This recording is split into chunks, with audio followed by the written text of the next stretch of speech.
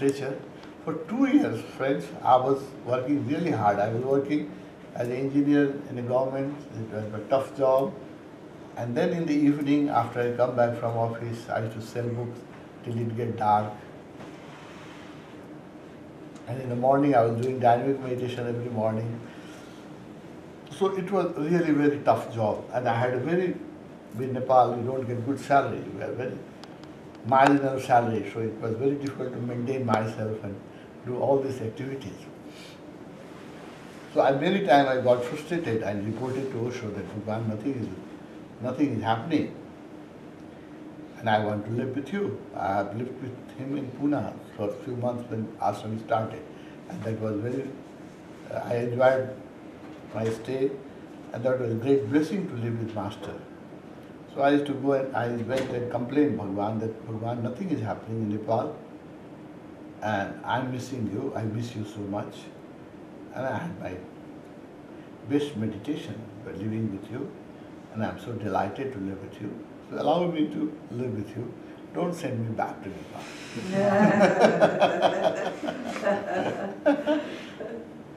But he has a vision. He said, no, lot of people will be interested, and the Nepal will be one country where there will be maximum number of sannyasi. He once told me, like Tibet, when Bodhisattva Dharma went to Tibet, nobody knew about Buddha. But one Bodhisattva turned the whole Tibet into a Buddhist country, Tibet and China.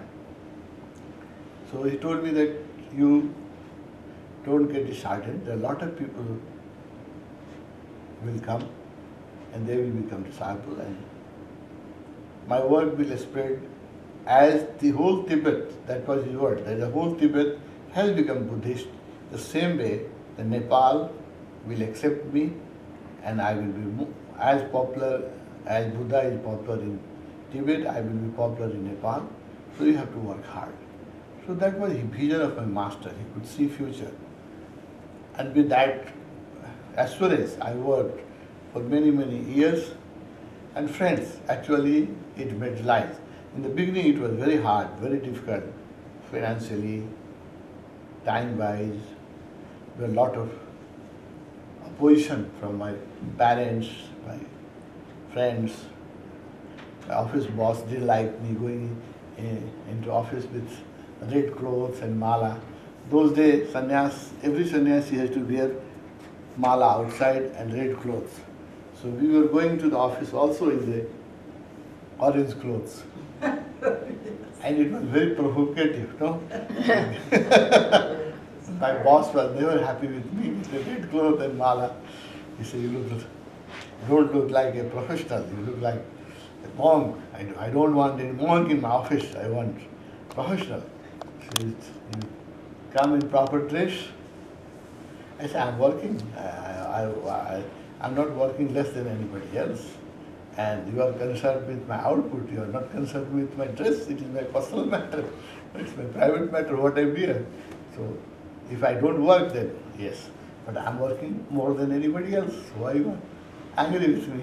So that type of argument was there. So it was very hard time because I was only sannyasi in the whole country and nobody knew about Osho. And few people, they learned, they read in the papers here and there, and they had not a positive opinion about Osho. They all have very negative opinion. So I have to struggle, but after several years of struggle, it has brought fruits in Nepal. Nepal is the country where Osho is most popular in the world. We have 75 centers in a small country. Very small country. How many people in Nepal? 65,000 sannyasi. The whole population is 25 million. 25 million. 25 million. And out of 25 million, we have 65,000 sannyasi. Oh. And we have 75 centers, 4 communes, and every month, nowadays, every month there is a request for a new center, and I am giving name. In average, every month a new center. And every month we initiate in Nepal close to 300 people into neo-sannyas. Every month. So it has gained momentum. I can show you the magazine comes. Yeah. You can see the magazine we published from our center, the Osho Tapovan. Tapovan, this is the name of the center, this is a meditation hall. In your leisure you can read. I don't have many copies, but you can see it, how activity is happening. And it has become so popular that media and other people have started recognizing us, and they say that Rajneesh movement or Osho movement is fastest growing religious movement in Nepal, because good proper people, educated people, doctors, engineers, professors, they are taking sannyas, and we have a very good reputation in Nepal. If you walk with mala, you are respected there.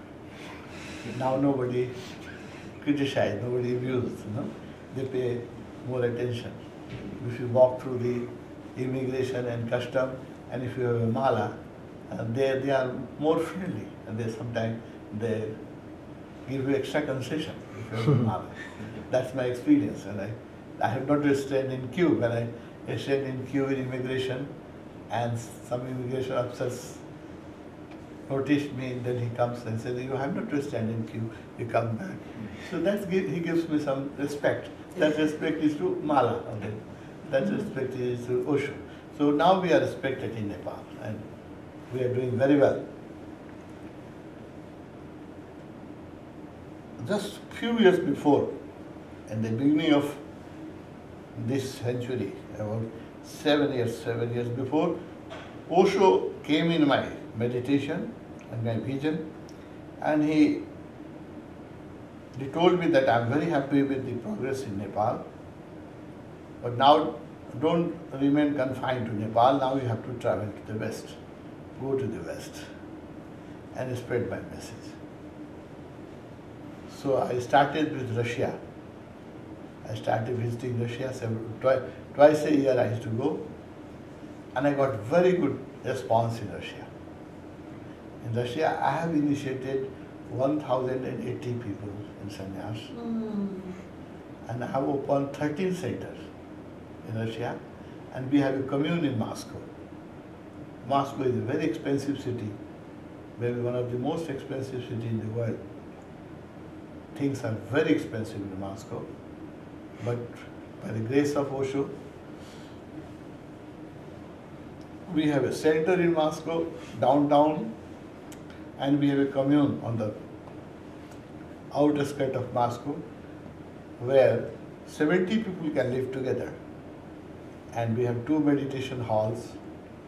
One hall is big enough to accommodate 200 people for dynamic meditation, for very active meditation. And there is a small hall for therapy, where about 30 to 35 people can do therapy. So that was a big achievement, because when I went to Russia, Russia was the same. People had very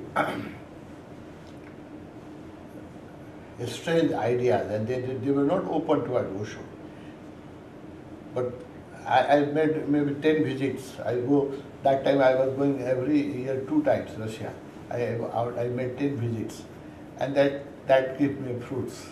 Now we have centers in all important cities of Russia.